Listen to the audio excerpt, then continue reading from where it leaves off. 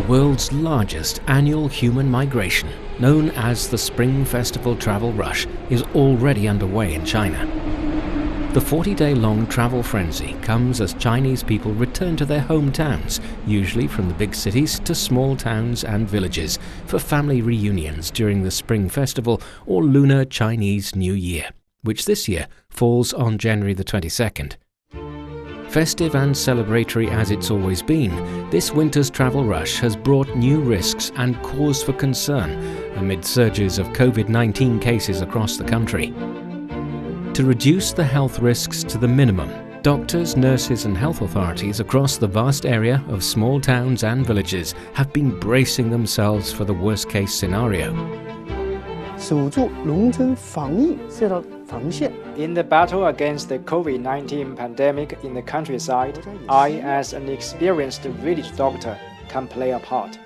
I think we'll soon see the light at the end of the tunnel through our joint efforts in fighting the pandemic.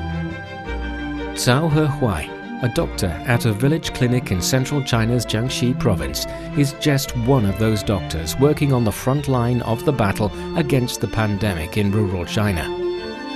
In recent weeks, his small clinic, staffed only by him and his wife Dongfeng, has become a lifeline for about 3,000 local villagers amid a surge of COVID-19 cases.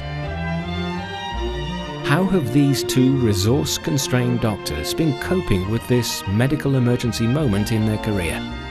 And what has driven them to keep delivering essential medical services to the locals for about 3 decades in the less developed countryside? Stay tuned to this edition of Footprints to find out.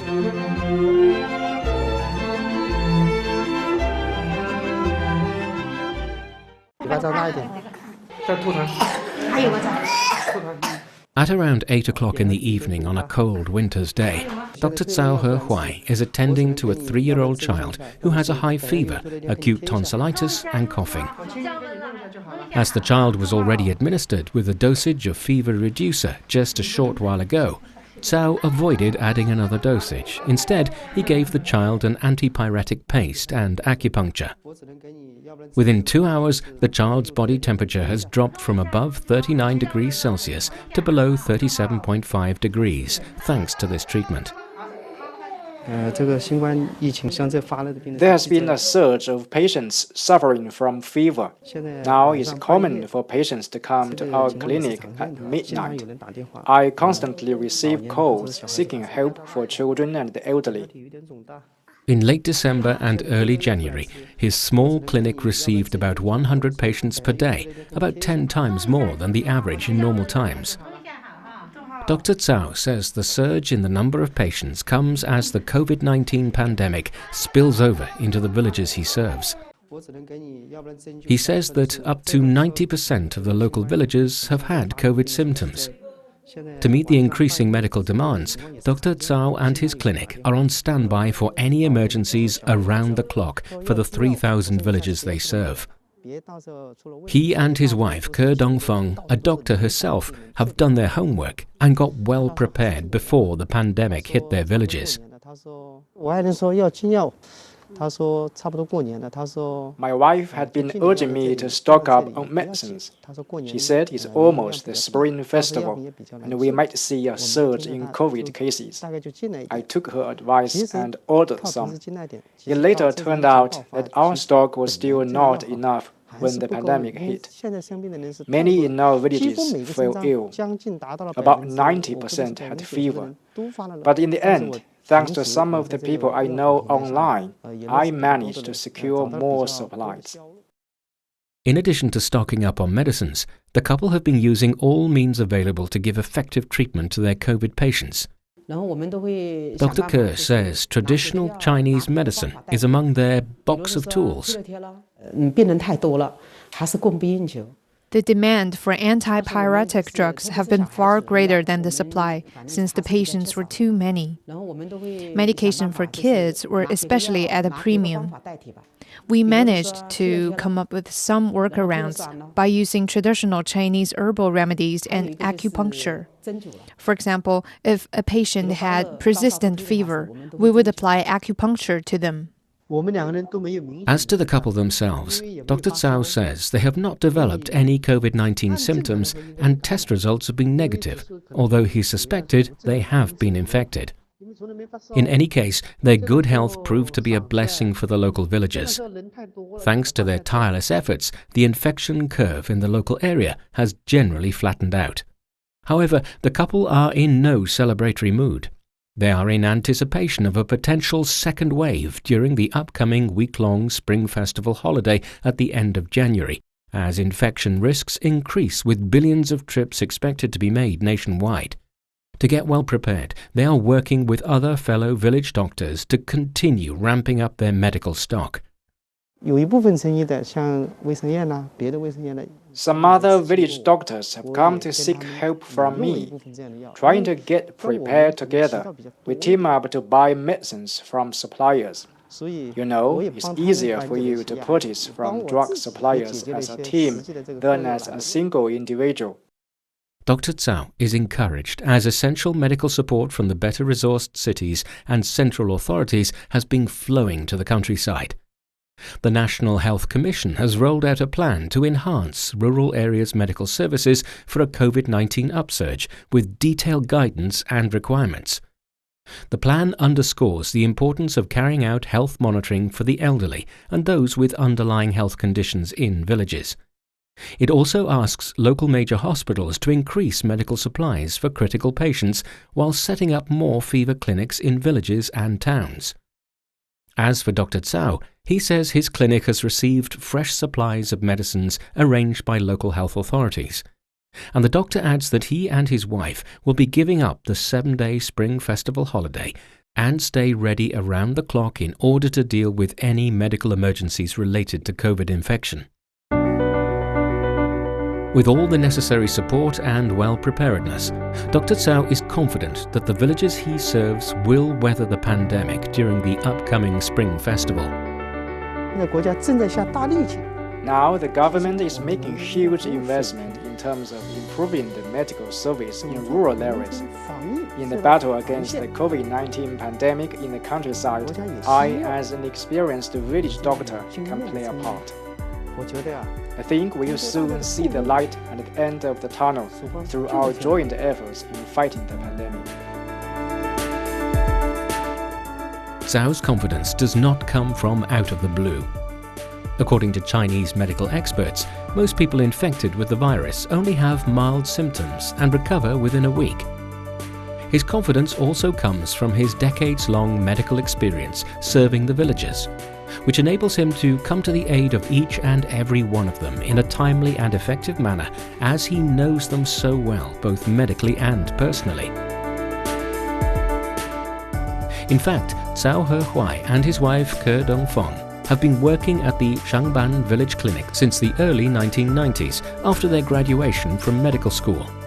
Acutely aware of the lack of basic health infrastructure in rural China, Dr. Cao and his wife gave up careers in the city and devoted themselves to providing medical services for the villagers.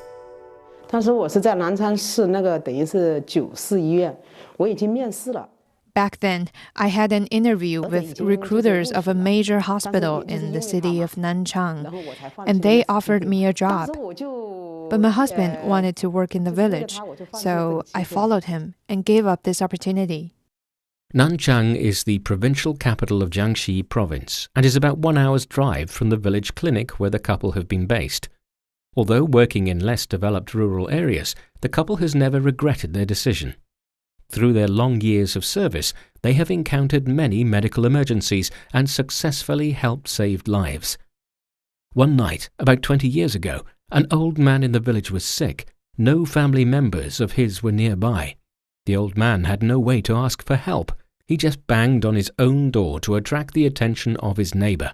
Fortunately, his neighbor noticed the signal and came to his help and made a call to Dr. Cao. It was around 2 o'clock in the early hours of the morning. I immediately got up and rushed to the old man's house. When I arrived there, I found he was almost in shock. His blood pressure was extremely low, to the point of being on the brink of death. I gave him a shot of emergency drugs and a cardiac massage. Eventually, I brought him back from the verge of death. The doctor reveals that the most common diseases among the elderly in villages are cardiovascular, including high blood pressure, stroke and coronary heart disease. Through his decades of medical practice, the doctor has set up a database about their health status and has been constantly monitoring this vulnerable group, especially around 150 of them who have chronic diseases.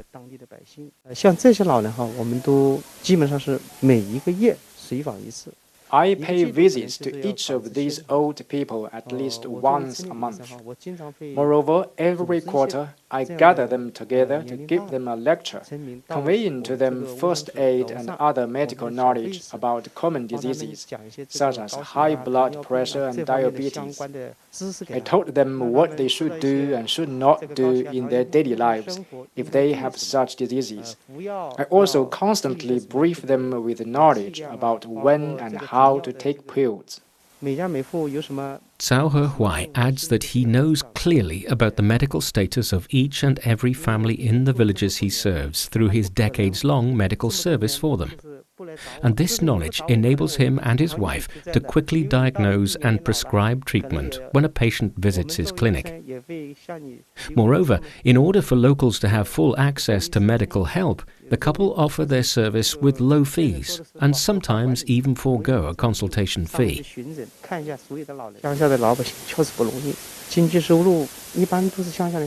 The villagers really lead a harsh life. Most of them live off their small plot of farmland. As a village doctor, earning a profit is not my first concern. With government subsidies for our clinic, I can make a fair living. I'm sympathetic to the villagers who live a hard life. I don't care about money. It makes me feel better to give them a good medical service at a low price. And this has made the couple very popular and widely respected among the locals. When I come across the villagers outside, they will say, "Dr. Cao is coming." I can feel the respect for me in their words and attitude. Sometimes the villagers even ask me to stay for meals to show their gratitude when I pay medical visits to them.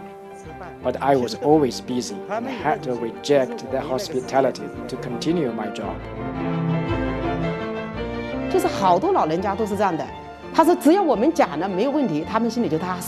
Many aging patients say they feel relieved after simply consulting us. With the villagers' trust in mind, the couple, both above 50 years old, say they will continue to faithfully serve them as long as their physical health allows. I hope I can grow old more slowly and my medical career can become longer. With our sustained medical service, I hope the villagers can become healthier.